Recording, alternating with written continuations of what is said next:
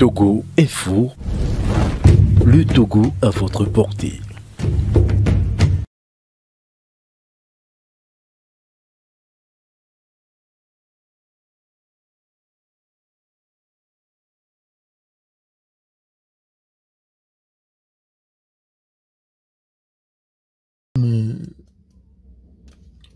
Qui me meut, hein?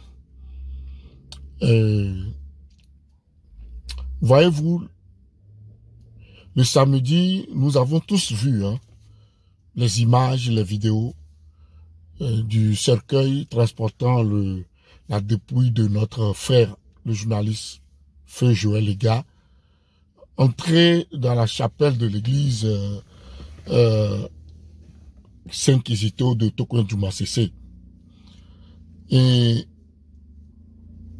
quand j'ai vu cela, j'ai été vraiment choqué. Je me suis posé beaucoup de questions en tant que leader d'opinion. Et je me suis dit qu'il faut vraiment se poser beaucoup de questions et même poser des questions que nous nous posons pour pouvoir vraiment trouver une réponse profonde.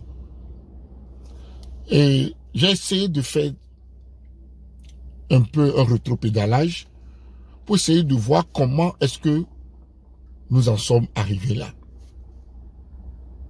Comment est-ce que nous en sommes arrivés là? Vous savez, la tragédie n'est pas de voir notre grand frère, feu journaliste Joël Lega, s'en aller dans la fleur de l'âge.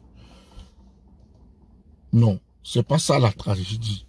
La tragédie, c'est le fait de voir le peuple togolais refuser, ou bien du moins ne plus contester ce qui se passe. C'est le fait de voir le peuple togolais reculer. C'est le fait de voir le peuple togolais, mon peuple, refuser de dire non. Le fait de voir mon peuple refuser carrément de s'indigner, de se mobiliser. C'est ça la vraie tragédie que nous vivons. Et la question fondamentale que nous devons nous poser, c'est comment est-ce que nous en sommes arrivés là?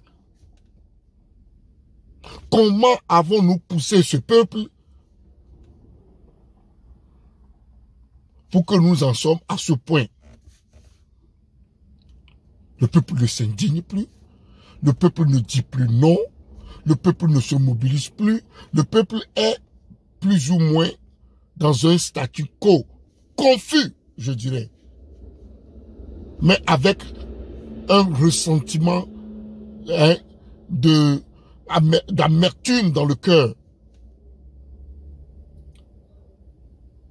Pourtant, nous avons un régime totalitaire de plus de 50 ans que nous devons bouter dehors. Aujourd'hui, dans l'espace de la CEDEAO, notre pays est le seul pays qui n'a pas connu d'alternance politique. C'est extraordinaire. La vraie tragédie est là. Cette incapacité de notre peuple togolais aujourd'hui de dire non, de s'indigner, de se mobiliser, de taper du poing sur la table et de revendiquer. C'est là la vraie tragédie que nous vivons. Retournons un tout petit peu en arrière. Et commençons par juste 2013. 2012-2013 avec le collectif Sauvons le Togo. Nous avons vu ce peuple. On sentait la vie d'un contrepoids du pouvoir dans le Togo, dans la nation. Et ceci a continué. Jusqu'à 2017, on sentait toujours qu'il y avait une opposition Lorsqu'on allumait la télévision, on pouvait attendre qu'à l'Assemblée nationale, il y a eu telle discussion, il y a eu telle chose, les gens ont claqué la porte, les gens se sont insultés, les gens ne sont pas tombés d'accord. On sentait une vie, du moins de l'opposition togolaise. Jusqu'à 2017, comme je le disais, avec l'arrivée de Tiki Achadam, qui a encore redonné un nouveau souffle à la contestation de ce régime, de ce pouvoir séquentenaire. Oui.